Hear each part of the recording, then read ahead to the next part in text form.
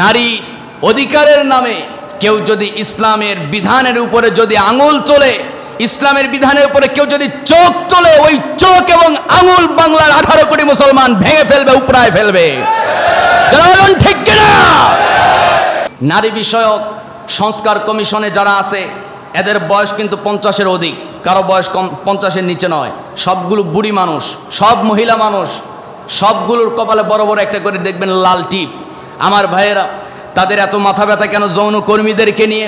আমাদের প্রশ্ন হলো, যৌন কর্মীকে শ্রমিক হিসাবে স্বীকৃতি দেওয়ার জন্য আপনারা এত উঠে পড়ে লাগলেন কেন? আমাদের মনে হয় আপনারাও মনে হয় যৌবনকালে এই সমস্ত কার্যকলাপে লিপ্ত ছিলেন, ঠিক কিনা? তাছাড়া এত তাদের প্রতি দরদ কেন?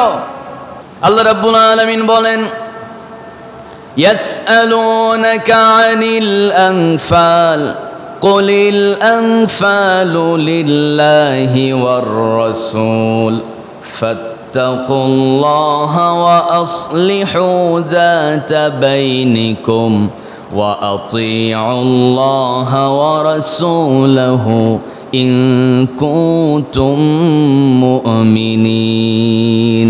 জোরে বলুন আল্লাহু আকবার।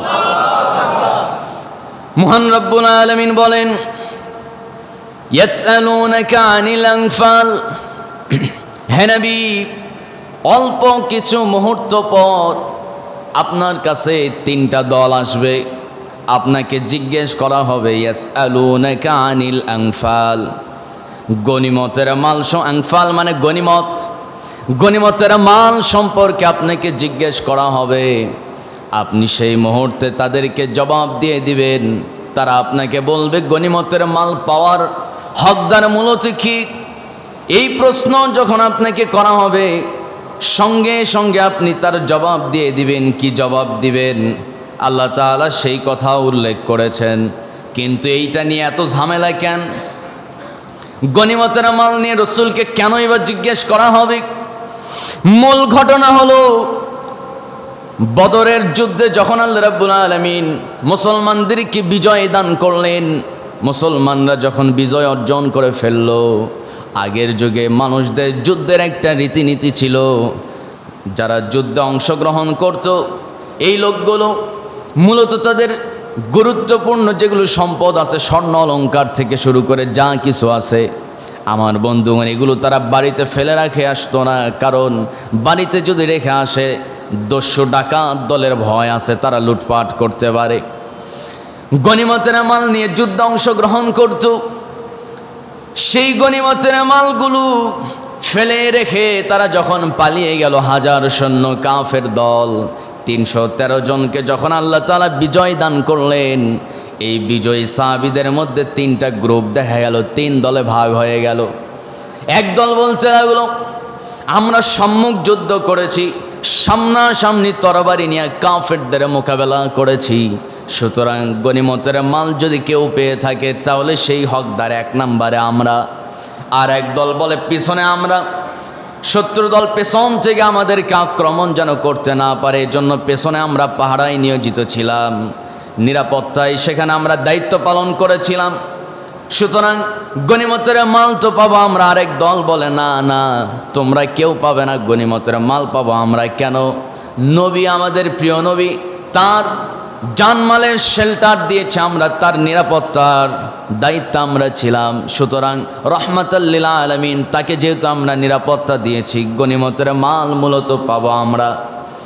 3 দল সঙ্গে সঙ্গে যখন তাদের মধ্যে মীমাংসা হয় না, নবীর কাছে গেলেন। আমার নবীকে যখন জিজ্ঞেস করা হলো, নবী বললেন, কুলিল আনফালু লিল্লাহি ওয়ার রাসূল, গনিমতের মাল কেউ পাবে না, 1 নম্বরে পাবে কুলিল আনফালু লিল্লাহ ওয়ার রাসূল, আল্লাহ এবং তার রাসূল। জোরে কোন সুবহানাল্লাহ। এবার আল্লাহ রাব্বুল আলামিন আয়াতের পরের অংশে রাসূলকে বলছেন, হে নবী, আপনি এবার সাহাবীদের কি 7টা বৈশিষ্ট্যের ব্যাপারে সতর্ক করেন। এই 7টি বৈশিষ্ট্য যদি তাদের ভিতরে থাকে তাহলে তারা সফল, আর এগুলো নিয়ে যদি তারা মতানৈক্য সৃষ্টি করে তাহলে তারা ব্যর্থ হয়ে যাবে, ধ্বংস হয়ে যাবে।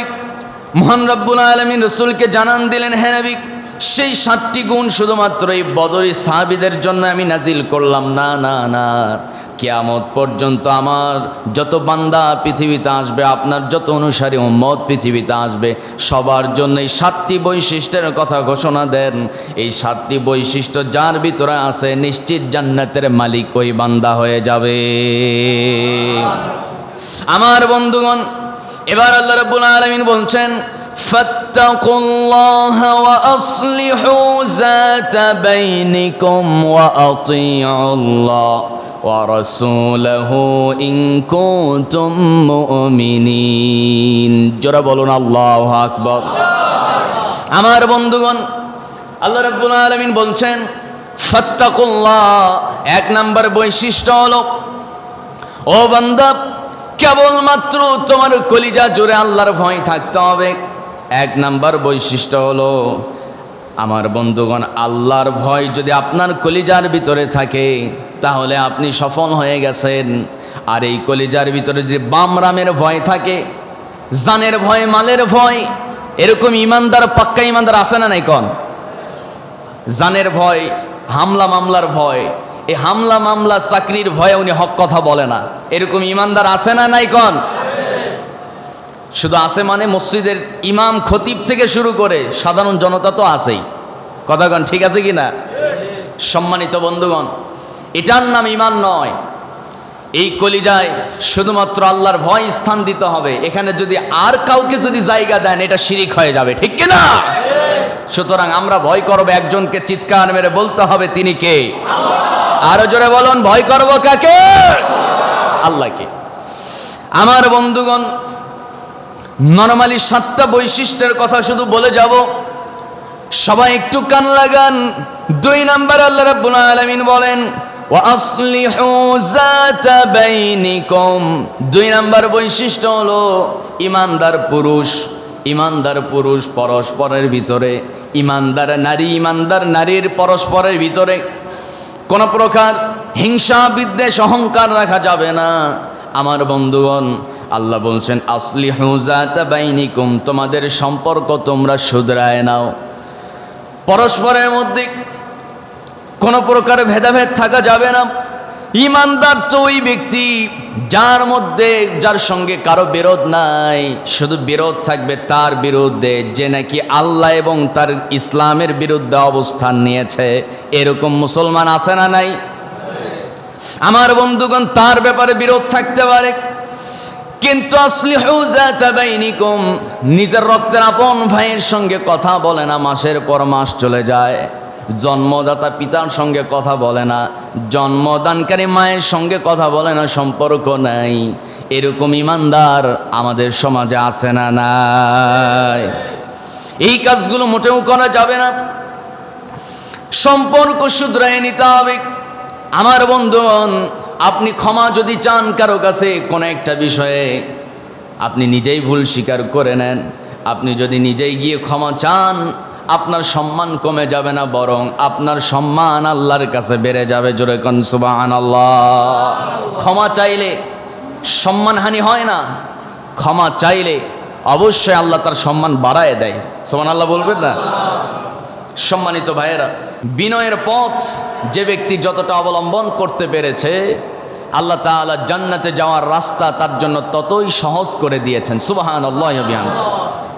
আল্লাহ রাব্বুল আলামিন বলেন, ওয়া আসলিহু যাতা বাইনিকুম ওয়া আতিউল্লাহা ওয়া রাসূলা। 3 নাম্বার হলো, আল্লাহ এবং নবীর অনুগত হতে হবে, আল্লাহ এবং রাসূলের আনুগত্য করতে হবে। 4 নাম্বার আল্লাহ বলছেন, ইন্নামাল মুমিনুনা আল্লাযীনা ইযা যুকিরাল্লাহু ওয়াজিলাত কুলুবুহুম ওয়া ইযা তুলিয়াত আলাইহিম আয়াতুহু যাদাতহুম ঈমানাও ওয়া আলা রাব্বিহিম ইয়াতাওয়াক্কালুন। জোরে বলি আল্লাহু আকবার। অনেকে মাথা নিচু করে আছে, ঘুম ধরতেছে নাকি? সবাই একটু এইদিকে আমার দিকে তাকান। এই সপ্তাহে একটা দিন যদি কিছু না নিয়ে যেতে পারেন, এই সপ্তাহটা বাকি শুক্রবার আসার আগ পর্যন্ত কেমনে চলবেন? এখান থেকে আমাদেরকে কিছু পরামর্শ নিয়ে আগামী এক সপ্তাহ, এবং আগামী এক সপ্তাহ নয়, এটা তো সারা বছরের খোরাক, সারা জীবনের খোরাক। আল্লাহু আকবার। ঘুমানোর কোনো সুযোগ নাই। সম্মানিত বন্ধুগণ, আল্লাহ তাআলা বলছেন, ইন্নামাল মুমিনুনা আল্লাযীনা ইযা যুকিরাল্লাহ, ইমানদারদেরকে ডাক দিয়ে আল্লাহ রাব্বুল আলামিন বলছেন, সাচ্চা ইমানদার, ইন্নামাল মুমিনুন, সাচ্চা ইমানদার তো ওই ব্যক্তি, ইযা যুকিরাল্লাহু ওয়াজিলাত কুলুবুহুম, যখন নাকি তার সামনে আল্লাহর কথা স্মরণ করা হয়, আল্লাহর কালাম কোরআন তেলাওয়াত করা হয়, তখন ওই সাচ্চা ইমানদার, সত্যিকারের ইমানদারের কলিজার মধ্যে কম্পন সৃষ্টি হয়। আল্লাহু আকবার। আমার বন্ধুগণ, কোরআন আল্লাহর কালাম, এই কোরআন যখন তেলাওয়াত করা হবে, দেখবেন কোরআন তেলাওয়াত যখন আপনি মনোযোগ দিয়ে শুনবেন, কোরআনের কথাটা যখন মনোযোগ সহকারে যখন আপনি শুনবেন, অটোমেটিক আপনার দিলের মধ্যে কম্পন সৃষ্টি হয়ে যাবে, বুঝে নিবেন আপনার ঈমান বেড়ে গেছে। আর একটু জোরে বলি সুবহানাল্লাহ। এখন কোরআন শুনতে এসে যদি ঘুম ধরে, তাহলে ঈমান বাড়ছে না কমছে? কথা কয় না। এখন কমছে না বাড়ছে? না কমছে? কমে গেছে। সম্মানিত ভাইয়েরা, এরপর আল্লাহ রাব্বুল আলামিন 5 নম্বর বৈশিষ্ট্যের কথা বলছেন, وَإِذَا تُلِيَتْ عَلَيْهِمْ آيَاتُهُ زَادَتْهُمْ إِيمَانًا وَعَلَى رَبِّهِمْ يَتَوَكَّلُونَ। আল্লাহ রাব্বুল আলামিন বলছেন, ও ঈমানদাররা শুনে রাখো, যখন তোমাদের সামনে কোরআন তেলাওয়াত করা হয়, সাচ্চা ঈমানদারের 5 নাম্বার বৈশিষ্ট্য তখন প্রকাশ পেয়ে যায়। সেই বৈশিষ্ট্য হলো, যখন নাকি মনোযোগ দিয়ে কোরআন শোনে, তখন তার ঈমানটা বেড়ে যায়, কলিজার মধ্যে কম্পন সৃষ্টি হয়ে যায়। আমার বন্ধুগণ, কেউ যদি ঈমান নামক দৌলতটা বাড়াতে চায়, বেশি বেশি কোরআন পড়তে হবে, বেশি বেশি কোরআন শুনতে হবে, ঈমান বেড়ে যাবে। সুবহানাল্লাহ। আল্লাহ রাব্বুল আলামিন 6 নম্বর বৈশিষ্ট্যের কথা বলছেন, ওয়া আলা রাব্বিহিম ইয়াতাওয়াক্কালুন। ঈমানদাররা ভরসা করবে কার উপরে? আস্তে কবেন না, ভরসা করবে কার উপরে? আমার ভাইয়েরা, 3টা জিনিস যদি আপনি অবলম্বন করতে পারেন, আপনার জীবনে এত আনন্দদায়ক মুহূর্ত আসবে আপনি কল্পনাও করতে পারবেন না। আমার নবী বলেন, সেই 3টা বিষয়ের মধ্যে 1 নাম্বার হলো ধৈর্য, 2 নাম্বার হলো অপেক্ষা, আর 3 নাম্বার আল্লাহর উপরে ভরসা। এই 3টা পথ যে বেছে নেবে, আনন্দময় জীবন সে পেয়ে যাবে। তাহলে 1 নাম্বার কি? সবাইরে বলতে হবে, 1 নাম্বার, 2 নাম্বার অপেক্ষা। একসাথে 2 নাম্বার কি? অপেক্ষা। 3 নাম্বার কি? আল্লাহর উপরে ভরসা। ভরসা কারো উপর নয়, ভরসা হবে কার উপর? আল্লাহর উপরে। তাহলে 1 নাম্বারে ধৈর্য। ধৈর্যের সাথে আপনি সালাত আদায় করেন, ধৈর্যের সাথে আল্লাহর কাছে দোয়া করেন, আল্লাহর কাছে আপনার মনের সব কথা বলে দেন, আর অপেক্ষা করেন। ভরসা যদি আপনার ঠিক থাকে আল্লাহর উপর, অবশ্যই আপনার দোয়া কবুল হবে, আনন্দময় জীবন আল্লাহ আপনাকে দান করবে। আমার বন্ধুগণ, এরপর আল্লাহ রাব্বুল আলামিন সূরা আনফাল 8 নম্বর সূরা 3 নম্বর আয়াতের ভিতরে মহান রব্বুল আলামিন এক আয়াতে লাস্ট 7 নম্বর বৈশিষ্ট্যের কথা আল্লাহ বলছেন। আল্লাহ রাব্বুল আলামিন বলেন, الذين يقيمون الصلاة ومما رزقناهم ينفقون। জোরে বলি আল্লাহু আকবার। আল্লাহ রাব্বুল আলামিন বলেন, নিশ্চয়ই যারা সালাত কায়েম করে, যাকাত প্রদান করে, এই 2টা কাজ একসাথে আল্লাহ এক আয়াতে বললেন, সালাত এবং যাকাত। যেখানে সালাতের কথা সেখানেই যাকাতের কথা বলছে কে? আমার ভাইয়েরা, এই যাকাত এবং সালাত যদি কারো ঠিক থাকে, আল্লাহ রাব্বুল আলামিন বলেন, উলাইকা হুমুল মুমিনুনা হাক্কা, লাহুম দারাজাতুন ইনদা রাব্বিহিম ওয়া মাগফিরাতুন ওয়া রিজকুন কারীম। জোরে বলি আল্লাহু আকবার। উলাইকা হুমুল মুমিনুনা হাক্কান। আল্লাহ রাব্বুল আলামিন বলছেন, সত্যিকারের ইমানদার হিসাবে আমি তাকে দুনিয়াতেই সার্টিফিকেট দান করলাম। সুবহানাল্লাহ। আর একটু সুবহানাল্লাহ জোরে বলা যাবে না? সত্যিকারের ইমানদার, আপনি যে সত্যিকারের মুমিন, এই সার্টিফিকেট আল্লাহ দুনিয়াতেই প্রদান করে দিবেন। সুবহানাল্লাহ। তাহলে বৈশিষ্ট্য থাকতে হবে কয়টা? 7টা। সবাই বলেন কয়টা? 7টা বৈশিষ্ট্য। এই 7 বৈশিষ্ট্য যদি আপনি নিজে নিজে যদি রাতের বেলা বালিশে মাথা রেখে ঘুমের আগে আপনি চিন্তা করেন যে এই 7টা বৈশিষ্ট্য আছে না নাই, যদি দেখেন আপনার ভিতরে 7টা বৈশিষ্ট্য ঢুকে গেছে, নিশ্চিত আপনি জেনে রাখেন উলাইকা হুমুল মুমিনুনা হাক্কান। আল্লাহর কোরআনের ভাষায় আপনি সত্যিকারের মুমিন। আল্লাহু আকবার। আর কোনো সন্দেহ নাই। এরপরে আল্লাহ বলেন, যদি বান্দা তুমি সত্যিকারের মুমিন হয়ে যাও, 3টা পুরস্কার দুনিয়াতেই দেব, আবার ওই একই 3টা পুরস্কার শতগুণে বাড়ায় দেয়া আখিরাতেও দান করে দেব। লাহুম দারাজাতুন ইনদা রাব্বিহিম ওয়া মাগফিরাতুন ওয়া রিজকুন কারীম। জোরে বলুন আল্লাহু আকবার। মহান রব্বুল আলামিন বলেন, লাহুম দারাজাত, 1 নাম্বার হলো বান্দারে তোমার লেভেল সমাজের যেই জায়গায় থাকুক না কেন, ও বান্দা জেনে রাখো, লাহুম দারাজাত, আমি তোমার সম্মানটা বাড়ায় দেব। আল্লাহ যদি কারো সম্মান বাড়াতে চায়, পৃথিবীর কোনো শক্তি তার সম্মান কেড়ে নিতে পারবে? সবাই তো কয় না পারবে, সম্ভব না। সম্মানিত বন্ধুগণ, আর আল্লাহ যদি কারো সম্মান কেড়ে নিতে চায়, পৃথিবীর মহাশক্তিধর কোনো শক্তিও যদি এসে হাজির হয়ে যায়, ওই সম্মান রক্ষা করার শক্তি তার, সেই সামর্থ্য তার থাকবে না। ঠিক কিনা? কারণ সকল কিছুর পাওয়ার কার হাতে? আসতে কবেন না কার হাতে? আল্লাহর হাতে। আল্লাহ তাআলা বলছেন, শুধু দুনিয়াতেই সম্মান দেব না, ও বান্দা আখিরাতেও আমি তাকে সর্বোচ্চ সম্মান দান করে দেব। সাদিকিনদের সাথে, শহীদদের সাথে এবং নবীদের সাথে আমি তাকে জান্নাতের ভিতরে প্রবেশ করাবো। সুবহানাল্লাহ বলার দরকার নাই, আর একটু জোরে বলি সুবহানাল্লাহ। এরপরে 2 নম্বর পুরস্কার হলো ইনদা রাব্বিহিম ওয়া মাগফিরা। ইনদা রাব্বিহিম, রবের পক্ষ থেকে রয়েছে তার জন্য চূড়ান্ত ক্ষমা। সুবহানাল্লাহ পড়ে। আল্লাহ যদি আপনারে খালি ঘোষণা দেয়, বান্দা আমি তোর ক্ষমা করলাম, আর কিছু দরকার আছে? কথা কোন দরকার আছে? কোনো দরকার নাই। আর যদি আপনি পৃথিবীর সব পেয়ে গেছেন, আল্লাহ যদি বলে বান্দা তোর আমি মাফ করলাম না, একটু হিসাব নেব, এদিকে আয়, বাঁচার কোনো সুযোগ আছে? কোনো সুযোগ নাই।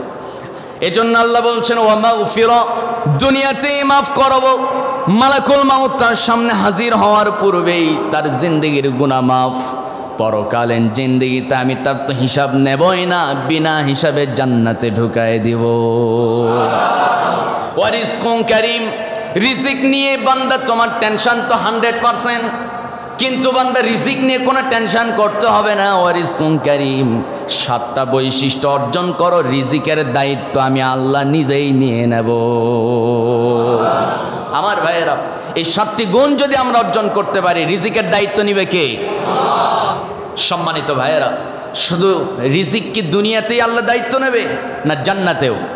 জান্নাতে যে রিজিক আমার আপনার জন্য আল্লাহ বরাদ্দ রাখবেন, এটা তো কল্পনাতীত, এটা কল্পনাও আসবে না।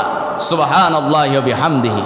সম্মানিত ভাইয়েরা, আল্লাহ তাআলা আমাদের সবাইকে সত্যিকারের সাচ্চা ইমানদারের এই 7টি গুণ অর্জন করে আল্লাহ তাআলা দুনিয়া আখিরাতে এই মহা 3টি পুরস্কার আমাদের নসিবে জুটায় দেখ। চিৎকার মেরে বলি আমিন।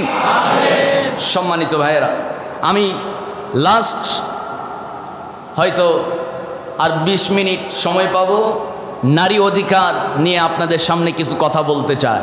কারণ বর্তমান সময়ে নানা উপায়ে নাস্তিক্যবাদী পশ্চিমা শক্তি আমাদের মাথার ভিতরে ঢুকাচ্ছে, নারী অধিকারের নামে একটা অযৌক্তিক খারাপ ধারণা মানুষের মধ্যে ঢুকায় দিচ্ছে। ঠিক কিনা বলে? সম্মানিত ভাইয়েরা, ইসলাম নারীকে ঠকাইছে না জিতাইছে? এটা কি বুঝে বললেন না না বুঝে? বুঝে? আচ্ছা, বুঝে যেহেতু বলছেন, আমি আরে একটু কোরআন দিয়ে বুঝাই, অসুবিধা হবে নাকি? সম্মানিত ভাইয়েরা, ইসলাম নারীকে সর্বোচ্চ সম্মান দিয়েছে, এবং ইসলাম নারীকে যে সম্মান দিয়েছে পৃথিবীর কোনো শক্তি, কোনো ধর্ম সেই সম্মানের এক সিডে ফোঁটাও নারীকে দিতে পারে না। আল্লাহু আকবার। কিন্তু তারপরও দেখবেন ঘুরে উল্টেই ওই নাস্তিক্যবাদী সেকুলাররা বারবার ইসলামের উপর আঘাত এনে ইসলামকে ক্রিটিসাইজ করে তারা নতুন করে সংস্কার করতে চায়। বর্তমানে এই সংস্কারের একটা ভূত চেপে বসেছে ডক্টর ইউনূসের মাথায়। সংস্কার করবেন করেন, কিন্তু কোরআনের উপরে হাত দিয়ে কেউ যদি সংস্কার করতে চায়, ওই হাত এবং চক্ষু বাংলার মুসলমান কেটে নিবে। ঠিক কিনা? 16 বছরের ফ্যাসিস্টরা তারা এই নারী অধিকারের নামে কোরআনের উপরে হাত দিতে পারে নাই। নতুন কোনো ফ্যাসিস্ট এই কোরআনের উপরে হাত দিতে পারবে না, কারণ এটা হচ্ছে মুসলমানের ভূখণ্ড। ঠিক কিনা? সম্মানিত ভাইয়েরা, আমার বন্ধুগণ, আল্লাহ তাআলা নারীকে কি অধিকার দিয়েছে, মধ্যযুগীয় কিছু কথা শুনলে এটা দিনের আলোর মতো স্পষ্ট হয়ে যায়। আল্লাহু আকবার। আল্লাহ রাব্বুল আলামিন বলেন কোরআনুল কারীমের 16 নম্বর সূরা 58 নম্বর আয়াত, আল্লাহ বলছেন ওয়া ইযা বুশিরা আহাদুহুম বিল উনসা যাল্লা ওয়াজহুহু মুসওয়াদ্দান ওয়া হুয়া কাযীম। জোরে বলি আল্লাহু আকবার। মহান রব্বুল আলামিন বলেন মধ্যযুগীয় সভ্যতা ছিল এমন, যখন নাকি কোনো ব্যক্তিকে খবর দেওয়া হতো তুমি তো কন্যা সন্তানের বাবা হয়ে গেছো, সঙ্গে সঙ্গে যাল্লা ওয়াজহুহু মুসওয়াদ্দান ওয়া হুয়া কাযীম, তার চেহারা কালো হয়ে যেত, মলিন হয়ে যেত, ফ্যাকাশে হয়ে যেত। মনের মধ্যে কেন জানি সে গুমরে মরতে থাকি। আমার বন্ধুগণ, আল্লাহ রাব্বুল আলামিন পরের আয়াতে আবার বলছেন ইয়াতাওয়ারা মিনাল কওমি মিন সুই মা বুশিরা বি আয়ুমসিকুহু আলা হুনিন আম ইয়াদুসসুহু ফিত তুরাব আলা সাআ মা ইয়াহকুমুন। জোরে বলি আল্লাহু আকবার।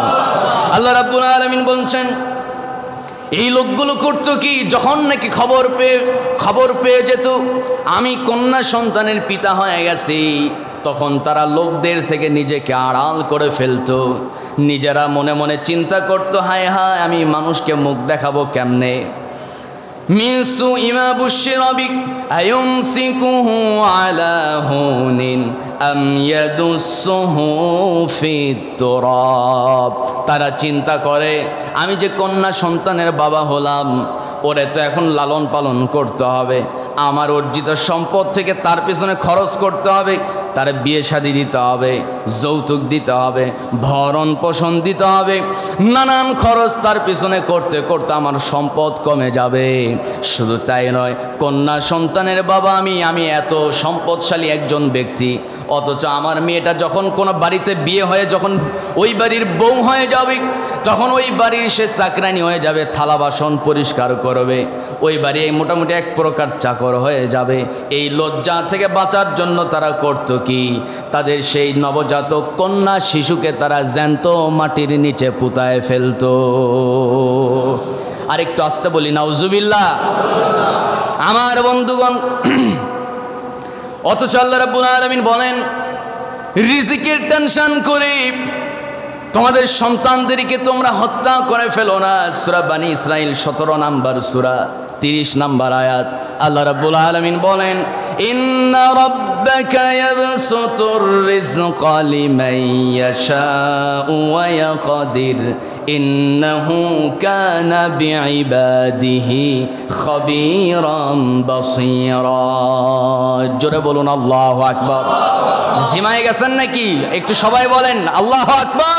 আমার বন্ধুগণ, এই কথাগুলো আজকে খুব ভালোভাবে মেমোরির মধ্যে সেভ করে নিতে হবে, কারণ যুগে যুগে বারবার আমরা দেখতে পাই এই নারীবাদী নারী অধিকারের নামে আমার বন্ধুগণ ইসলামের উপরে আঘাত দিয়ে কোরআনের বিরুদ্ধে অবস্থান নিয়ে মানুষের মধ্যে নানান নাস্তিকতার বীজ বপন করতে চায়। এদের বিরুদ্ধে সোচ্চার হওয়ার দরকার আছে না না?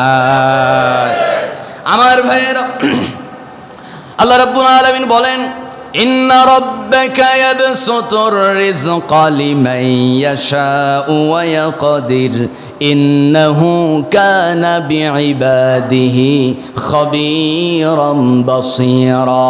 জোরে বলি আল্লাহু আকবার। আল্লাহ রাব্বুল আলামিন বলেন, নিশ্চয়ই তোমরা জেনে রাখো তোমাদের রব তেমন একজন মহান রব, তিনি যাকে চান রিজিক বানায় দেন, যাকে চান রিজিকটা আল্লাহ তাআলা সংকীর্ণ করে দেন। রিজিকের সমস্ত পাওয়ার কেবলমাত্র একজনের হাতে। গলার আওয়াজ বড় করে বলতে হবে, মহান রবটাকে। আমার বন্ধুগণ, পরের আয়াতে এবার আল্লাহ বলছেন, ওয়ালা তাকতুলু আওলাদাকুম খাশিয়াতা ইমলাক নাহনু নারযুকুহুম ওয়া ইয়্যাকুম ইন্না কাতলাহুম কানা খিতাআন কাবীরা। জোরে বলি আল্লাহু আকবার। আল্লাহ রাব্বুল আলামিন বলেন, দারিদ্রতার ভয়ে ও বান্দা খবরদার, তোমাদের কন্যা সন্তানকে তোমরা হত্যা করে ফেলো না। তোমরা এই সব নিয়ে চিন্তা করো না, কারণ প্রত্যেকটা সন্তান জন্মগ্রহণ করে তার রিজিকের একটা বাজেট নিয়া। আর এই বাজেট যিনি নির্ধারণ করেন তিনি কে? আজকে জুমার নামাজে আসছেন, জুমার নামাজ আদায় কইরা মসজিদ থেকে বের হয়ে আপনি কোথায় কতটুকু কি খাবেন আপনি নিশ্চিত বলতে পারবেন না। রাতের বেলা আপনি কি খাবেন, কোন দোকানে চা নাস্তা করবেন, কোথায় কি রিজিক লেখা আছে, পকেটে টাকা থাকতে পারে, রিজিক আপনার কপালে নাও থাকতে পারে। সব কিছুর মালিক যিনি, আওয়াজ করে বলুন তিনি কে? আমার বন্ধুগণ, ওই খুনি ফ্যাসিস্ট যখন বাংলার জমিন ছেড়ে পালিয়ে গেল, আমার বন্ধুগণ ছাত্র জনতা তারা বাসভবনে গিয়ে পোলাও কোরমা আরও কত খাবার সেখানে মজুদ করা ছিল, গরম খাবার। তার মানে ওই খাবারটা খাওয়ার সুযোগও পায় নাই। একজন প্রধানমন্ত্রী যদি প্রস্তুত করা খাবার যদি তার কপালে না জোটে, আপনার সামনে খাবার আছে কিন্তু আপনি খাইতে পারবেন এমন নিশ্চয়তা কেউ কি দিতে পারবে? জোরে বলতে পারবে? রিজিকের মালিক কে? সবাইকে বল, রিজিকের মালিক কে? আমার ভাইয়েরা, তাহলে দারিদ্রতার ভয়ে আমরা কন্যা সন্তান কেন নিতে চাই না? মধ্যযুগীয় বড় বড়টা কেমন ছিল দেখেন, একটা মেসাল না দিলে কেমন হয়। সুনান ইবনে দারিমি হাদিস গ্রন্থে এসেছে, আমার নবীজি বর্ণনা করেন, রাসূল সাল্লাল্লাহু আলাইহি ওয়াসাল্লাম বলেন, একজন সাহাবী তার নাম হলো কায়েস ইবনে আসিম। সেই কায়েস ইবনে আসিম রাদিয়াল্লাহু তাআলা আনহু বনু তামিম গোত্রের একজন যুবক ছিলেন। তিনি ইসলাম গ্রহণ করলেন, আমার নবীর হাতে হাত রেখে কালেমা পড়ে নিলেন, লা ইলাহা ইল্লাল্লাহু মুহাম্মাদুর রাসূলুল্লাহ সাল্লাল্লাহু। সেই বনু তামিম গোত্রের কাসিম ইবনে আসিম রাদিয়াল্লাহু তাআলা আনহু কালিমা পড়ার পর রসুলকে বলছেন, ইয়া রাসূলুল্লাহ, আমি যত পাপ করেছি আল্লাহ কি আমারে মাফ করবে নাকি? আমার নবীজি বলছেন, অবশ্যই আল্লাহ মাফ করবেন, কারণ আল্লাহ তো নিরাশ হতে বারণ করেছেন। ইয়া ইবাদিয়াল্লাযীনা আসরাফু আলা আনফুসিহিম লা তাকনাতু মির রাহমাতিল্লাহ ইন্নাল্লাহা ইয়াগফিরুয যুনুবা জামিআন ইন্নাহু হুয়াল গফুরুর রহিম। জোরে বলি আল্লাহু আকবার। আর আমাদের রব কি না দয়ার সাগর দেখেন। মহান রব্বুল আলামিন বলছেন, ইয়া ইবাদ আল্লাযী আসরাফু আলা আনফুসিহিম লা তাকনাতু মির রাহমাতিল্লাহ। তুমি যতই পাপ করো না কেন আল্লাহর রহমত থেকে নিরাশ হওয়া যাবে না। আল্লাহর রহমতের আশা রাখো, অবশ্যই আল্লাহ তোমারে মাফ করে দিবে। আর একটু আস্তে বলি সুবহানাল্লাহ। আমার বন্ধুগণ, এই কথা শোনার পর নবীর সেই সাহাবী কাসিম বিন আসিম রাদিয়াল্লাহু তাআলা আনহু মাথা নিচু করে হাউমাউ করে কান্না শুরু করলেন। নবীজি তাকে বুকে জড়ায় ধরে বলেন, তুমি এমন করে কান্না করছো কেন? তুমি তো কালেমা পড়েছ, আল্লাহ তোমার জিন্দেগির সব গুনাহ মাফ করে দিয়েছে। শুধু তাই নয়, ওরে কাসেম শোনো, একটা সন্তান মার পেট থেকে ভূমিষ্ঠ হওয়ার পর যেরকম সে নিষ্পাপ থেকে যায়, কেউ যখন কালেমা পড়ে, তওবা করে কালেমা পড়ে, যখন সত্যিকারের ঈমান যখন আল্লাহর উপরে অর্জন করে ফেলে, যখন ঈমান এনে ফেলে, আল্লাহ তাকে নিষ্পাপ মাসুম বাচ্চা বানায় দেয়। এরপরও সেই কাসেম ইবনে আসেম রাদিয়াল্লাহু তাআলা আনহু মনের মধ্যে সান্ত্বনা পান না। এক পর্যায়ে হাউমাউ করে যখন কান্না শুরু করছে, আমার নবীজি তার বুকে হাত রেখে তার চোখের পানি মুছায় দেন বারবার। এরপরে বলছেন, ওরে কাসেম বলো বলো, তুমি কেন এমন করে কান্না করছো? জীবনে কি বড় কোনো অপরাধ করে ফেলেছো নাকি? হযরত কাসেম বলছেন, ইয়া রাসূলুল্লাহ, আমি তো এমন বড় একটা জঘন্য পাপ করেছি, আমি আপনার সামনে কেমনে বলবো? এই পাপ তো আল্লাহ কখনোই ক্ষমা করবে না। কি পাপ করেছো বলো? কাসেম বলছেন, ইয়া রাসূলুল্লাহ, আমি সিরিয়াতে বিজনেসের উদ্দেশ্যে যখন রওনা করলাম, ব্যবসার উদ্দেশ্যে যখন রওনা করলাম, আমি আমার বিবিকে বললাম, বিবি রে, তুমি তো গর্ভবতী মহিলা, তোমার পেটে তো সন্তান এসে গেছে, কিন্তু এই সন্তানটা যদি ছেলে সন্তান হয় জীবিত রাখবে, কন্যা যদি হয় তাহলে মেরে ফেলবে। এই কথা বলে আমি বিদায় নিলাম। দীর্ঘ 2 বছর পর দীর্ঘ 2 বছর পর আমি যখন দেশে ফিরলাম, বিবির কাছে আসলাম। বিবি আমাকে হাসি মুখটা উপহার দিয়ে বলতেছে, কন্যা সন্তান জন্ম নিয়েছে, মুহূর্তের মধ্যেই হত্যা করে ফেলেছি। আমি দারুণ খুশি হয়ে গেলাম, স্ত্রীকে বুকে জড়ায় ধরলাম। হঠাৎ করে 2 দিন 3 দিন 4 দিন পর আমি দেখতে পেলাম একটা ছোট্ট চাঁদের মতো সুন্দর একটা কন্যা সন্তান আমার বাড়িতে দৌড়াদৌড়ি করে। ওই সন্তানকে দেখে আমি চিন্তা করলাম, আরে কন্যা সন্তান এত সুন্দর হয় নাকি?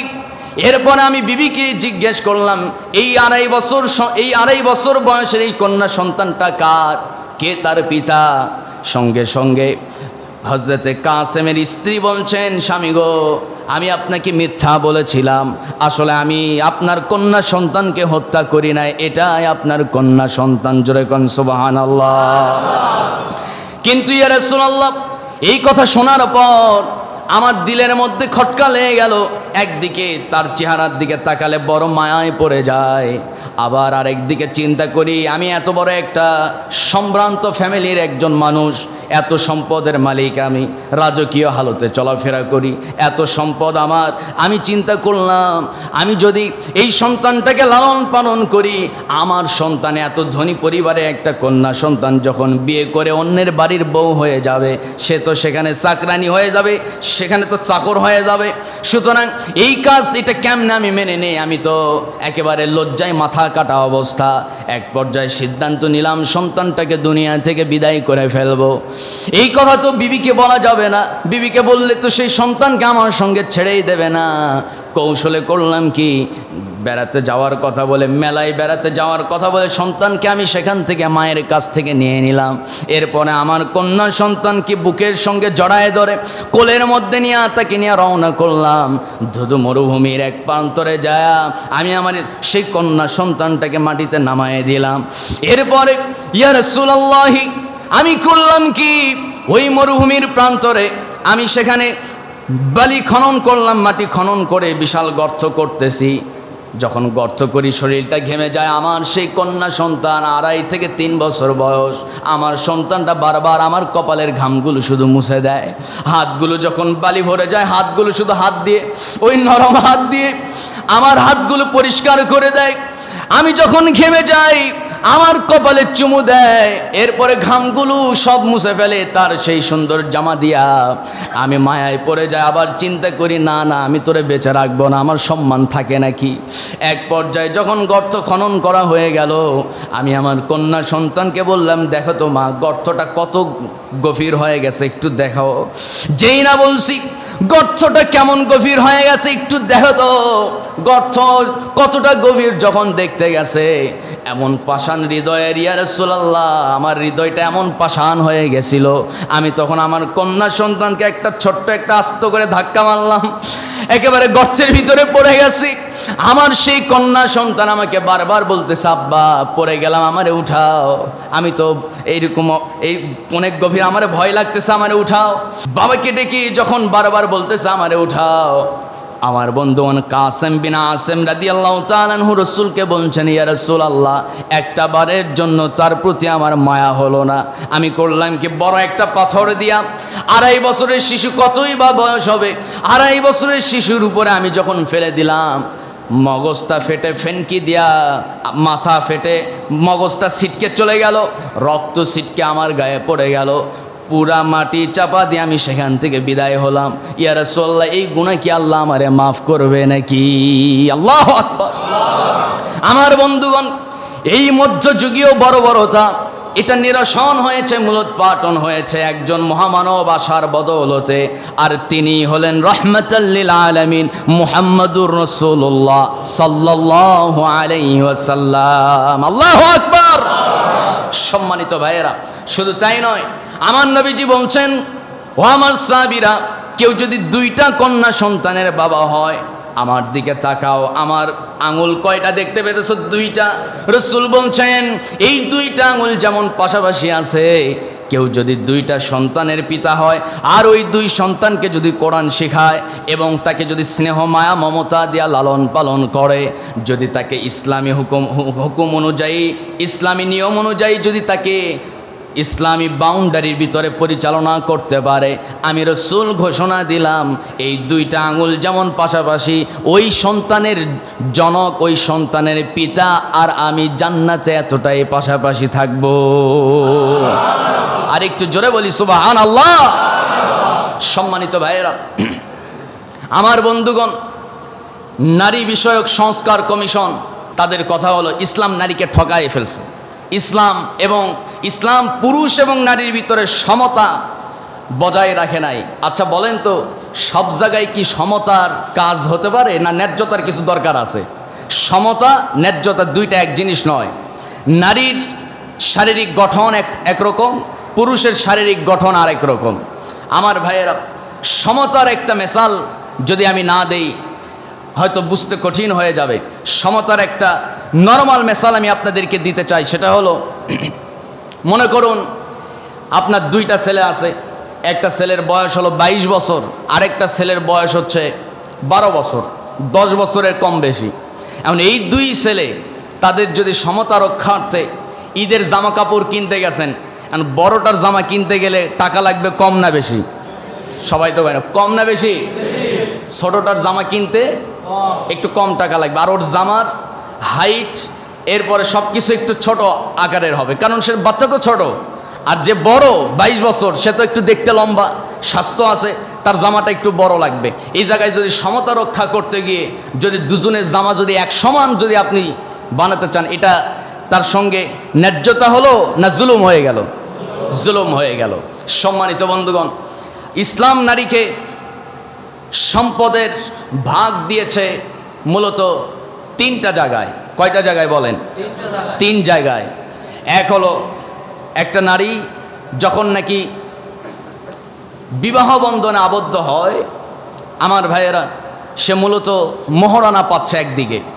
নর্মাল কথা হলো, একদিকে কিন্তু স্বামীর কাছ থেকে মোহরানা পাচ্ছে, একটা মোটা অঙ্কের মোহরানা। আর ওদিকে যদি সমতা রক্ষা করতে যান, তাহলে তো স্ত্রীকেও এখন মোহরানা দিতে হবে স্বামীকে, উল্টো কথা। এখন ঠিক আছে কি না? কিন্তু এখানে আল্লাহ তাআলা যৌতুক সম্পূর্ণ হারাম করেছেন। যৌতুক যেই বিবাহের মধ্যে থাকবে, ওই বিবাহ হারাম, ওই সম্পর্ক হারাম।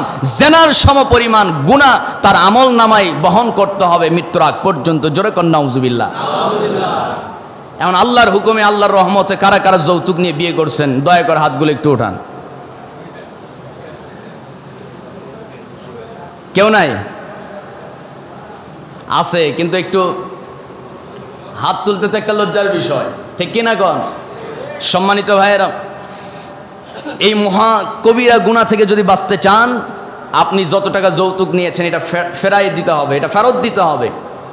সম্মানিত ভাইয়েরা, ইসলামের বিধান হলো, আপনি বিয়ে করবেন, আপনি মেয়ের কাছ থেকে কিছুই পাবেন না, বরং মেয়েকে উল্টো দিতে হবে। মেয়েকে উল্টো কি করতে হবে? দিতে হবে। মেয়েকে মোহরানা দিতে হবে। এখানে স্বামী কিন্তু মোহরানা পাবে না, মোহরানা পাবে কে? মেয়ে পাবে। তাহলে এই জায়গায় নারীর জন্য ন্যায্যতা, এদিকে স্বামীর কাছ থেকেও পেয়ে গেল, আবার বাবার কাছেও পাবে, সেখানে 2 ভাগের 1 ভাগ। যদি তার ভাই থাকে ভাই পাবে 2 ভাগ, আর মেয়ে পাবে হলো 1 ভাগ। এখানে বাবার কাছে পেয়ে গেল, এরপরে স্বামীর কাছে পেয়ে গেল, আবার সন্তানের কাছেও সে পেয়ে যাবে। সুবহানাল্লাহ। তাহলে একজন নারী পাইল কয় জায়গা থেকে? 3 জায়গা থেকে। আর পুরুষ পাইছে কয় জায়গা থেকে?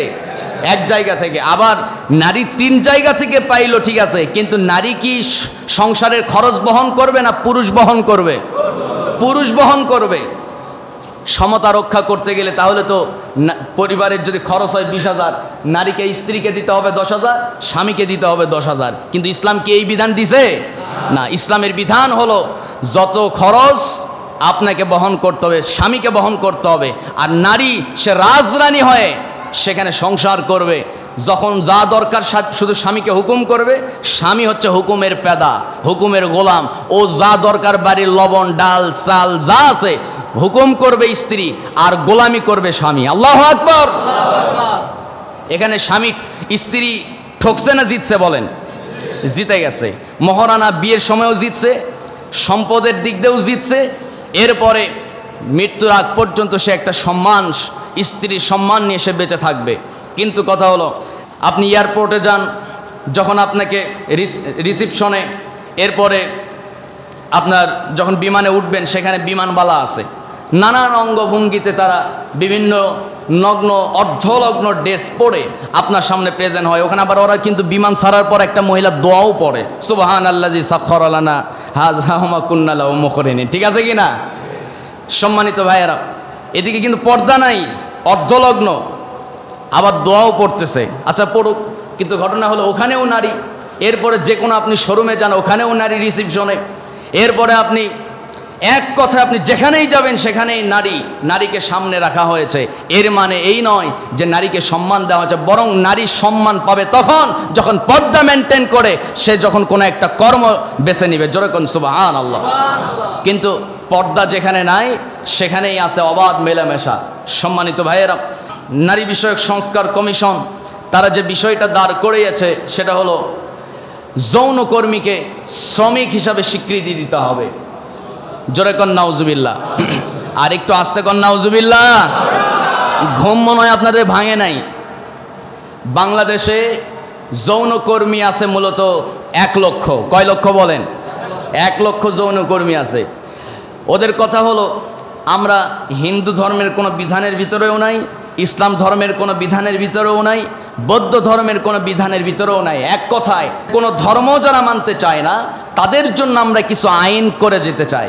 সম্মানিত ভাইয়েরা, ধর্ম মানে না এই শ্রেণীর সংখ্যা আমাদের দেশে 0-র নিচে, 0-র নিচে। ধর্ম মানে না এরকম সংখ্যা। কিন্তু কথা হলো, যারা ধর্ম মানে না তাদেরকে নিয়ে তাদের এত মাথা ব্যথা কেন? আর সবচেয়ে বড় কথা, যৌনকর্মীদেরকে নিয়ে নারী বিষয়ক সংস্কার কমিশনে যারা আছে এদের বয়স কিন্তু 50-এর অধিক, কারো বয়স কম 50-এর নিচে নয়। সবগুলো বুড়ি মানুষ, সব মহিলা মানুষ, সবগুলোর কপালে বড় বড় একটা করে দেখবেন লাল টিপ। আমার ভাইয়েরা, তাদের এত মাথা ব্যথা কেন যৌনকর্মীদেরকে নিয়ে? আমাদের প্রশ্ন হলো, যৌনকর্মীকে শ্রমিক হিসাবে স্বীকৃতি দেওয়ার জন্য আপনারা এত উঠে পড়ে লাগলেন কেন? আমাদের মনে হয় আপনারাও মনে হয় যৌবনকালে এই সমস্ত কার্যকলাপে লিপ্ত ছিলেন, ঠিক কিনা? তাছাড়া এত তাদের প্রতি দরদ কেন? সম্মানিত বন্ধুগণ, তাহলে তো দেখা গেল চোর যে চুরি করে, এরপরে ছিনতাই করে, ডাকাতি করে, এটাও তো একটা শ্রম, এটাও তো একটা পরিশ্রম। এটা করতে গেলে অনেক রিস্ক, গণপিটুনির ভয় আছে, অনেক রিস্ক নিয়ে অনেক কি বলে একটা অভিজ্ঞতার সাথে কাজটা করতে হয়। তাহলে তাদেরকেও তো এই স্বীকৃতি দিতে হবে, শ্রমিকের স্বীকৃতি দিতে হবে, ঠিক কিনা গণ? সম্মানিত ভাইয়েরা, এক কথায় এগুলো ইসলাম সাপোর্ট করে না। ইসলাম শুধু না, কোনো ধর্ম যৌনতাকে সাপোর্ট করতে পারে না। সুতরাং আমরা বলতে চাই, নারী বিষয়ক সংস্কার কমিশন যতগুলো সদস্য আছে সবগুলোকে গ্রেপ্তার করে একটা চূড়ান্ত শাস্তির আওতায় আনতে হবে। আমার ভাইয়েরা, আর যদি এটা না করে চূড়ান্তভাবে তাদের প্রস্তাব যদি স্বীকৃতি দেওয়ার স্বপ্ন যদি ডক্টর ইউনূস দেখে, তাহলে এই চেয়ার আপনার জন্য টিকসই হবে না। আসতে বলবেন না, ঠিক কিনা? কারণ এদেশের মুসলমান শান্তিপ্রিয়, এবং 95% মুসলমান এই সমস্ত অশ্লীল বেহায়াপনা কখনো কোশ্চিন কালেও মাথা পেতে নিতে পারে না। সম্মানিত ভাইয়েরা, ইসলাম নারীকে সর্বোচ্চ সম্মান দিয়েছে। আল্লাহ তাআলা কোরআনুল কারীমের ভিতরে এ ব্যাপারে কিছু কথা বলেছেন। আল্লাহ রাব্বুল আলামিন বলেন কোরআনুল কারীমের 81 নম্বর সূরা 30 নম্বর পারা সূরা তাকওয়ির 9 নম্বর আয়াত, আল্লাহ তাআলা বলেন ওয়া ইযাল মাউউদাতু সুইলাত বিআইয়ি যামবিন কুতিলাত।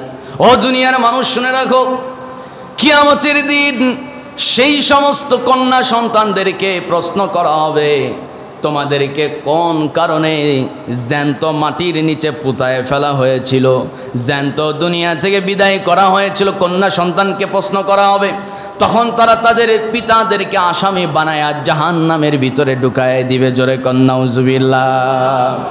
আল্লাহ তাআলা কোরআনুল কারীমের ভিতরে যৌনকর্মীর এই বিষয়টা তুলে ধরেছেন। 24 নম্বর সূরা সূরা নূর আয়াত নাম্বার 33, আল্লাহ বলেন ওয়ালা তুকরিহু ফাতায়াতিকুম আলাল বিগা ইন আরাদনা তাহাসসুনাল লিতাবতাগু আরাদাল হায়াতিদ দুনিয়া। জোরে বলি আল্লাহু আকবার। আল্লাহ রাব্বুল আলামিন বলেন সম্পদ উপার্জনের জন্য নারীদেরকে তোমরা ব্যভিচারে, এরপরে জেনা ব্যভিচারের জন্য বাধ্য করো না। আগের যুগে আমার বন্ধুগণ নারীদের অধিকার কেমন ছিল? কোনো নারী যদি বিবাহ বন্ধনে আবদ্ধ হয়ে যায়, তার স্বামী যদি যৌবনকালেই যদি দুনিয়া থেকে বিদায় নেয়, স্বামী হারা বিধবা এই নারীর অবস্থা এত খারাপ অবস্থা হয়ে যেত, আমার বন্ধুগণ আশপাশের যতগুলো তার আত্মীয় স্বজন আছে সবাই সেখানে চলে আসতো, তার স্বামীর সম্পদগুলো সবাই ভাগ বাটোয়ারা করে নিয়ে ফেলতো, এবং ওই নারীর যতগুলো সম্পদ আছে এলাকার সমস্ত মানুষ সেই সম্পদগুলো লুণ্ঠন করে ফেলতো, এবং ওই নারীকে দূরের কোনো বাজারে গিয়া দাসী হিসাবে বিক্রি করে দিত। এই নারীকে দাসী হিসাবে ক্রয় করে নেওয়ার পর আল্লাহ রাব্বুল আলামিন বলেন তুকরিহু ফাতায়াতিকুম আলাল বিগা ইন আরাদনা তাহাসসুনাল লিতাবতাগু আরাদাল হায়াতিদ দুনিয়া। জোরে বলি আল্লাহু আকবার। আমার বন্ধুগণ, এই নারীদেরকে তারা ক্রয় করে নেওয়ার পর, দাসী হিসাবে ক্রয় করার পর, তারা ব্যবসায় একটু ভালো উপার্জনের জন্য তারা এই নারীদেরকে যৌন কাজে বাধ্য করে ফেলতো। আমার দেশে যারা যৌন ক্রিয়াকার্য সম্পাদন করে, এই যৌনকর্মীর কাজে যারা লিপ্ত হয়েছে, আমার বন্ধুগণ খোঁজ নিয়ে দেখেন সবাই বাধ্য হয়ে এই কাজগুলো করতেছে, অথবা রেপের শিকার হয়ে বা বিভিন্ন কায়দায় ফাঁদে পড়ে, ঠিক কিনা? এই সব যৌন কাজে লিপ্ত যারা যৌনকর্মী 90% ওরা মূলত ফাঁদে পড়ে এই সমস্ত কাজে লিপ্ত হয়েছে। কেউ স্বেচ্ছায় এই পথ কখনো বেছে নিতে পারে না যার ভিতরে ন্যূনতম মানুষত্ববোধ আছে, ঠিক কিনা? তাহলে তাদেরকে কিসের শ্রমিক স্বীকৃতি দিতে হবে? এই সমস্ত উল্টাপাল্টা বিষয় মাথা থেকে ঝেড়ে ফেলুন। এক কথায় আমরা লাস্ট আজকের এই জুমায় উদাত্ত আহ্বান জানাতে চাই, নারী অধিকারের নামে কেউ যদি ইসলামের বিধানের উপরে যদি আঙুল তোলে, ইসলামের বিধানের উপরে কেউ যদি চোখ তোলে, ওই চোখ এবং আঙুল বাংলার 18 কোটি মুসলমান ভেঙে ফেলবে, উপড়ায় ফেলবে, ঠিক কিনা? সুতরাং এ ব্যাপারে কোনো আপোষ চলবে না। আমরা এক আল্লাহকে ভয় করি, ওই আল্লাহর পথে অগ্রণী ভূমিকা পালন করব, এতে জীবন যায়, ওই জীবন আমাদের সবচাইতে সম্মানের জীবন, ঠিক কিনা? আল্লাহ আমাদের সবাইকে কবুল করুক। হাযা মা ইনদি ওয়াল ইলমু ইনদাল্লাহ আলাইহি তাওয়াক্কালতু ওয়া ইলাইহি উনীব। আসসালামু আলাইকুম।